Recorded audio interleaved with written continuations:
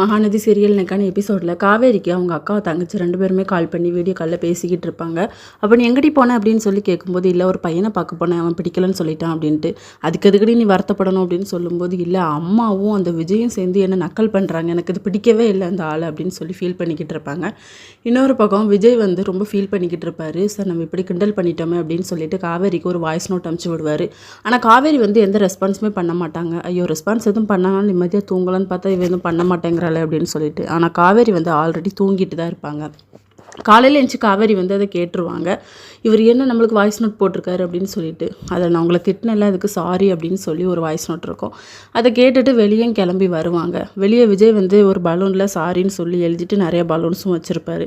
நீங்கள் எதுக்கு வந்தீங்க, நீங்கள் லைஃப்பில் எதுக்கு என்டர் ஆகுறீங்க, சரி நம்மளால் உங்கள் ஒய்ஃபுக்கு ஏதோ ஆச்சுன்னு சொல்லி ஒரு கல்யாணத்தை பண்ணி வைக்கலான்னு பார்த்தா நீங்கள் ரொம்ப தான் இன்வால்வ் ஆகுறீங்க, என் வாழ்க்கையில் தலையிடறதுக்கு நீங்கள் யார், வெளியே போங்க அப்படிங்கிற மாதிரி சொல்லிடுறாங்க. விஜய்க்கு வந்து ஒரு மாதிரி ஆயிடுது. அவரும் கிளம்பிடுறாரு. இதோட நெக்கான எபிசோட் முடியுது.